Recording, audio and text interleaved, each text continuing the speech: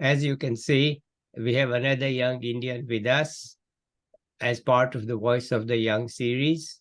Hello, everyone. Good to be back. Today, we have with us Gunpreesh Kaur. Let's listen to her. Over to you, Gunpreesh. Hello everyone, I am Gunpreesh Kaur, a recent economics graduate from NMIMS. And first of all, I would like to place my heartfelt thanks to Subodh sir for giving me this wonderful opportunity. It's truly a pleasure and an honor to be here and to be able to talk to all of you.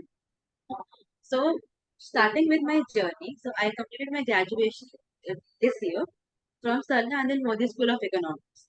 So I often get asked this question that why did I choose economics? How did I decide that I want to continue in economics? So my answer, honestly, it was not my first preference. I was initially keen on doing law because my dad is in the law field. So I thought that I will have a 24/7 mentor at home, so it will be easier to form a career path.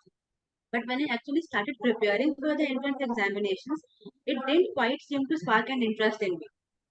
That is when I thought to explore other options, and I had economics in 11th and 12th in like junior college, which it is called in Mumbai. And quite honestly, it was interesting to me. Out of all the subjects, it was the only interesting subject, quite honestly. And so I decided to do my bachelor's in economics only. And when it came to choosing the college, so apart from the reason being that like NMIMS is in Mumbai, the other important reason was the great reviews I had heard about the faculty members. Okay. And once I actually started my college, my course there, it all turned out to be true. The faculty there is very friendly, very approachable, and then I realized that yes, I had made the right decision. I came to the right course and the right college. Welcome to the club. The Economists Club. Okay, let's continue. And further, when I studied subjects like public policy and development economics, I realized the passion which I have for those subjects. In fact, my undergraduate thesis, Gender Disparity in Time Allocation Evidence from India, is a part of development economics. And I even presented my research paper in the research colloquium of the 6th Annual Economics Conference of my college and won the Best Paper Award for it. Wonderful. So that is quite honestly the highlight of my college. Yeah. And then, so during college, it is essentially like it's important for students to do internships. And I was already like keen towards knowing the research side of things. So all the internships which I have done till now were from the main idea of getting to know what life in research can be like. So I have done two internships with Professor Dr. Sudhakar Yeta of IGIDR Mumbai. So during the first internship, I co-authored a research paper with him talking about road transport and air pollution. So a few points which I would like to share from our paper. So first of all, we had found that we calculated the total vehicular stock in each state and each Indian city, and then we also saw the vehicular density, which is essentially vehicles per thousand population. Yeah. And we saw that the big cities and states dominate on the total vehicular population, total vehicular stock, but the small and the newly emerging cities dominate on the vehicular density. So essentially, vehicles per thousand population, which was quite interesting because it was unexpected that the smaller cities will dominate in this aspect. Then another point which we Could you came give, across was Gunpreesh, could you give an yeah. example of what you mean by smaller city? So essentially, like Raipur, Vadodara, these are like emerging. So like Okay. the metro cities, Mumbai, Delhi, Bangalore, Chennai, these are like the metro hubs in our country. But the other cities, the tier 2 cities, they are emerging right now. They the job opportunities are there, but they are not as compared like the same level as compared to the metro cities. So Sure. in that sense, Raipur, okay. Can you name another city that you found very high density? Vadodara, yeah, it was Vadodara. Okay, good. Even Nagpur in Maharashtra. So Yeah. yes. I think people in Nagpur and Vadodara will say, hey, we are not small. As well, like as compared to the metro cities only, Yes. like no offense to anyone. I know, but in their Yes, minds, they don't think of themselves as small. Right? yeah. They think we are big. I happen to know people from there, right? And I know Okay. they will say, look, don't call us small.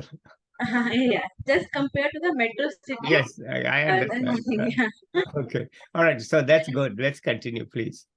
Yes. And then the second point which we came across was the composition of emissions. So essentially, depending upon which vehicle dominate in a particular city will determine the emissions in that city. So essentially, cities with a dominant population of two-wheelers will have more of carbon monoxide and PM10 emissions, while cities with more of car and taxis will have more of sulfur oxide and nitrate oxide emissions. And lastly, we calculated the emission index using a min-max approach, and we found that emission index and the vehicular density go hand in hand. Essentially, as the vehicle density in a city increases, the emission index increases and vice versa. And then the second time I worked with Thakur sir, it was for a project on Mumbai Metro Rail implementation.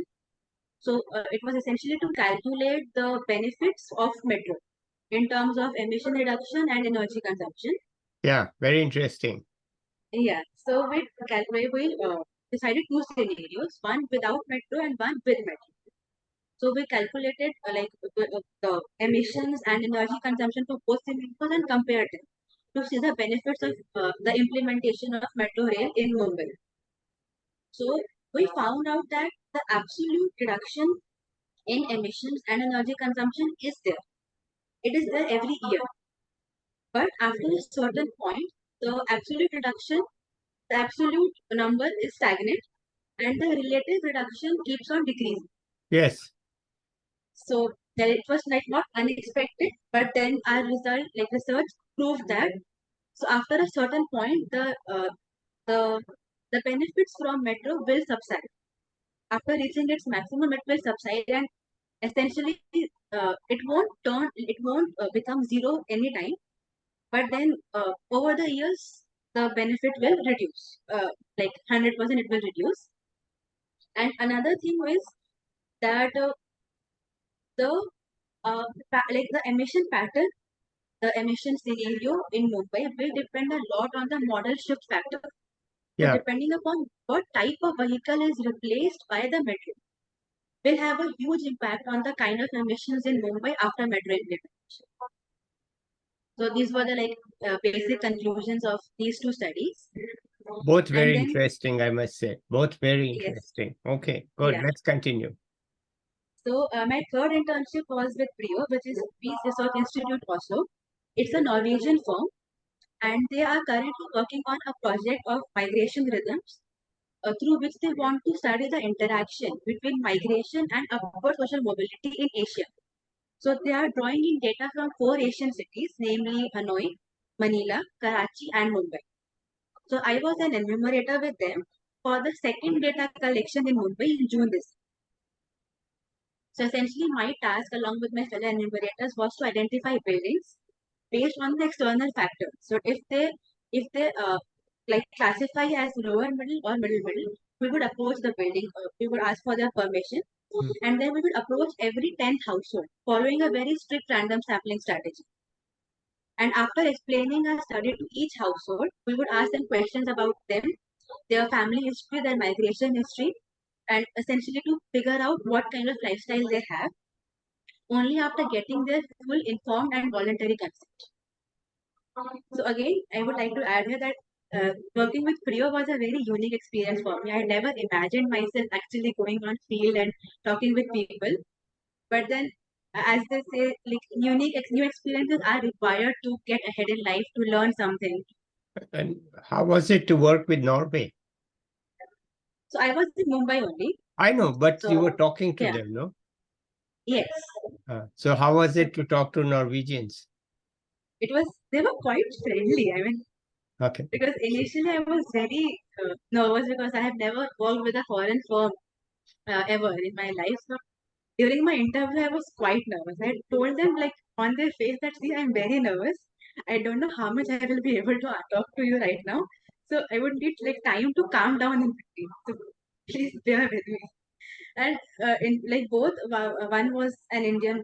Like I know her. She is in Norway working with them, and another was the project lead. So both of them were very calm. They understood me, and they were quite friendly. Okay, good, wonderful. So It's a it good was a very experience. good experience. Yeah. Wonderful. All right. Yeah. And my current internship, I'm currently working with ASA Center, the Research and Statistics wing of Pratham. So, like I'm working on two of the ongoing projects. So I cannot speak, like there's not much to speak right now about those projects, but I'm working on youth aspirations and life skills. So this is an online internship which I am doing with them. Yeah. So this So, is my journey so far. well, Pratham and Acer are both So yeah, highly reputed places. I read the yeah, Acer report every year because yeah. it has information that's very useful. And Yes. how is it to work with them? So honestly, I had worked with Pratham initially like 2 years back during COVID time when they were conducting their interviews. So I was again an enumerator there. I was in a telephoning interviews of people from one district in Madhya Pradesh. So my that experience was also quite good. Uh, you know, working with Pratham and interacting with villagers was just something different. Knowing, you like to read about their the problem which they face on paper, but actually talking to them makes you realize that what they're going through. Because reading on paper and actually talking to them, hearing their experiences, they are like two quite different things. Okay. So can you So tell us something that you heard in those interviews that has stayed with you?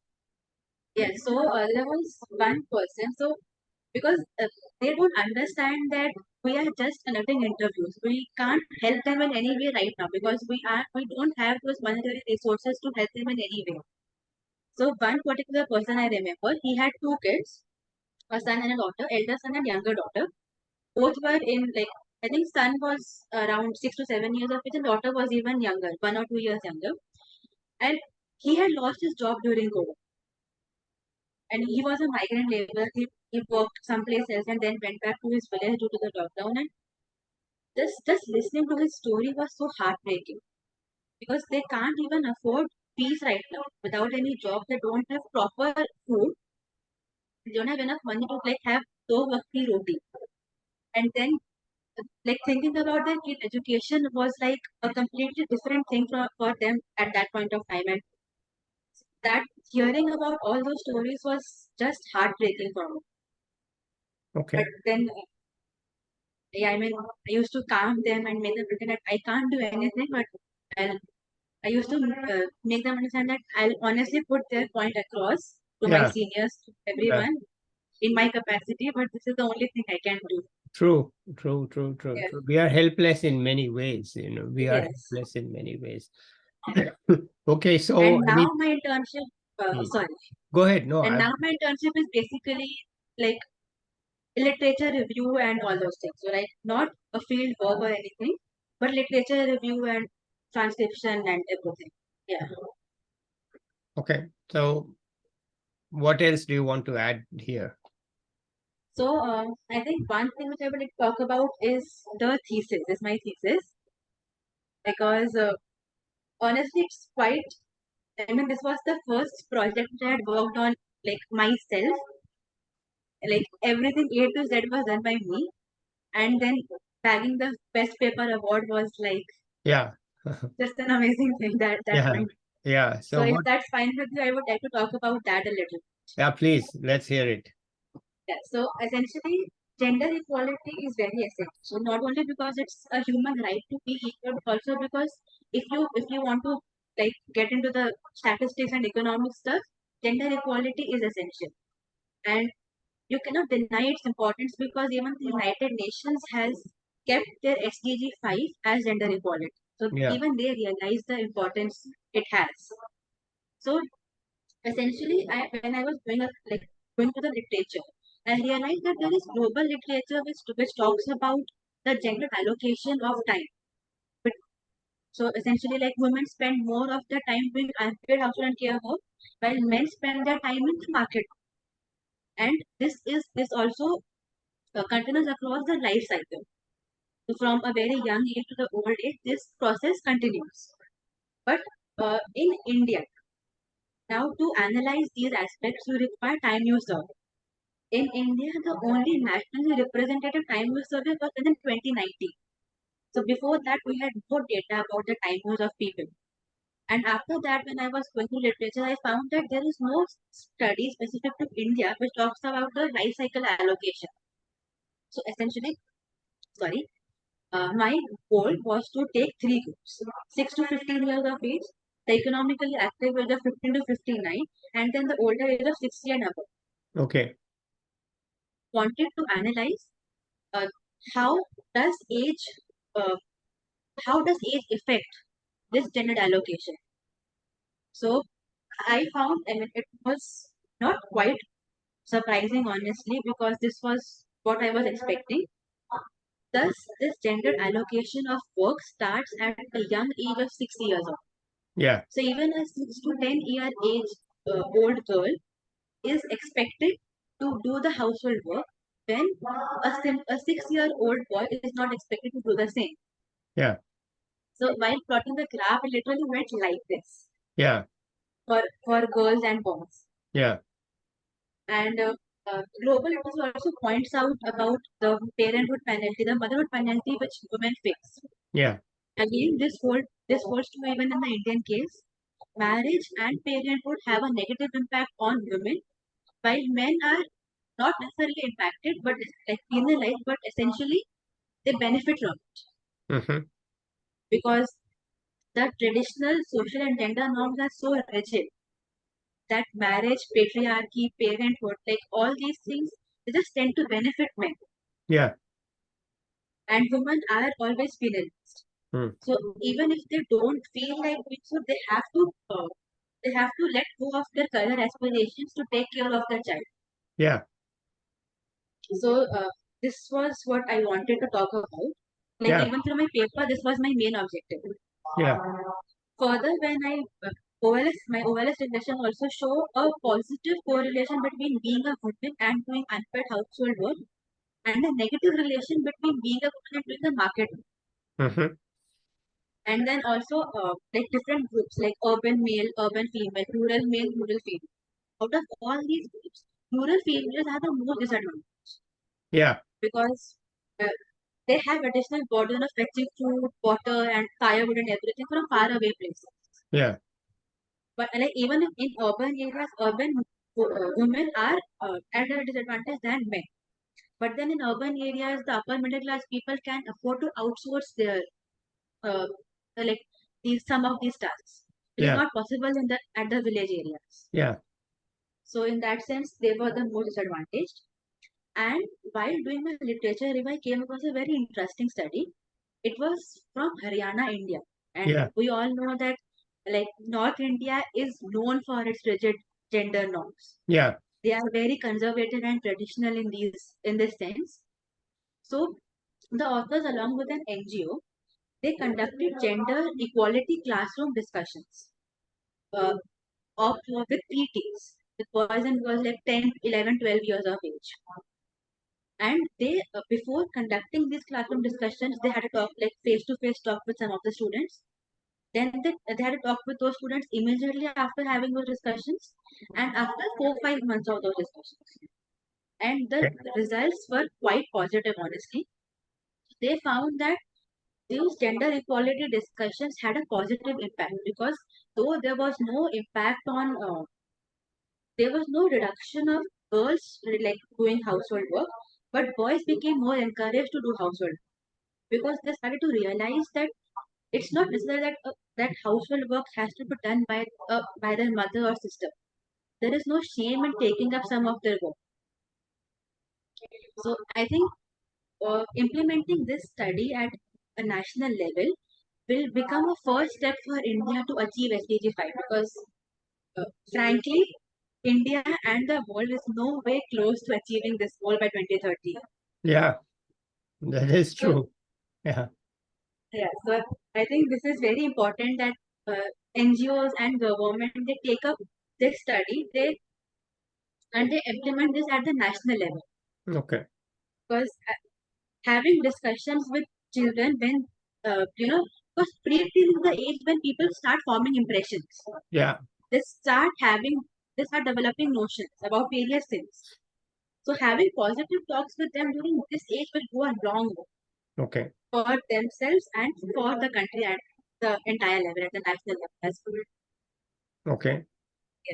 Yeah. Yeah, I think it's a very important point that Yeah. really it has to start young. If you want to bring about social change, it has to start young. Okay, there's just no way around it. And actually, the teachers are equally important. Just Yeah. talking to the students is not enough because the teachers are a big guide in these matters. Yeah. And I think talking to the teachers is also important. Yes.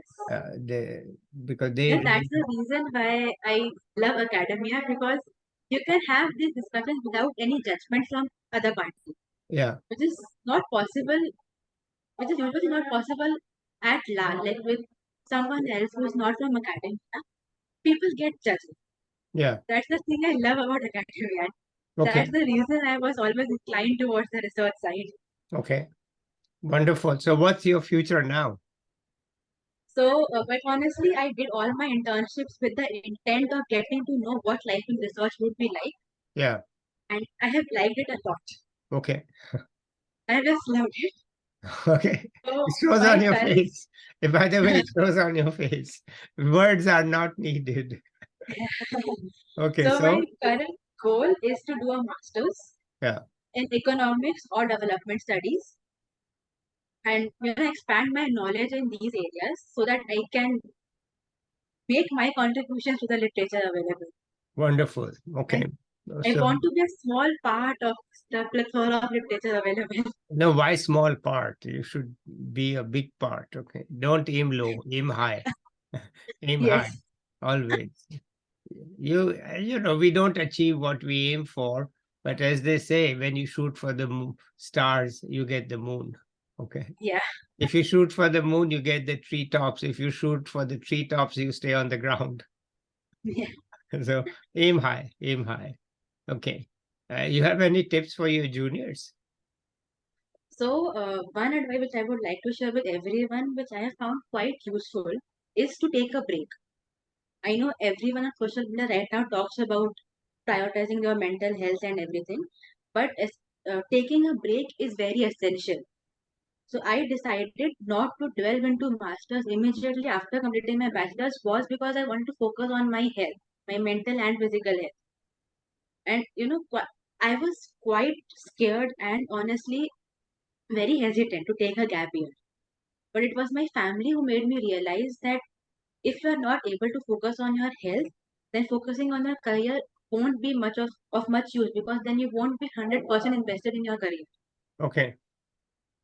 So, and over the past few months, like I completed my graduation in May. So I have been doing like internships or like focusing on my health for the past few months, 6, 7 months or so. And I've realized hustle culture is not for everyone. Honestly, getting a break from those constant deadlines is a much needed relief. Yeah. And if you need to prioritize yourself, there is no shame in doing that. Yeah. So I, I, I would not be saying this if I myself would not have taken a gap year right now and realized that taking breaks is important. Okay. You don't have to constantly hustle to reach somewhere.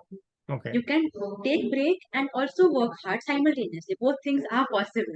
Okay. So are they paying you this Acer? Is this a paid internship or unpaid? It's an unpaid one, Unpaid one. Okay, fine. but the advantage is work-life balance. Yeah. Okay, so you're still in the learning mode. Yes, That they don't pay you to learn, they pay you to work, but you are not working, you are learning. learning. Yes, Right. Okay. Good. All right. Anything else you want to add? I think this is it from my side. Okay, wonderful. Thank you And so much, just, Gunpreesh. Go I'm ahead. so sorry. Yeah, go ahead. Just one thing. So, like, I was talking about the advice, and I'm saying this from my personal experience. The past 6 months have helped me a lot. So, uh, I'm not just saying things randomly. I have experience in this sense, and that is why I'm like giving this advice to everyone. it will help you a lot. Taking breaks is important. It will help you a lot in life. All right, I understand. Yes. Some people say that both you've taken a break all your life because you haven't had a job in years. I say, yeah, I haven't had a job. But anyway, it's not about me. Anything else you want to add here? No, this is it from my side, sir. Okay, great. So let's end it here today. Maybe in 1 year, we'll find out which master's program you are in India or Yes, abroad. Who knows where you will be? Okay, so thank you, Gunpreesh. Let's say bye to the viewers. I'll be thank back you. with another young person or an expert soon. Bye till then. Bye, everybody. Thank you, everyone. Bye.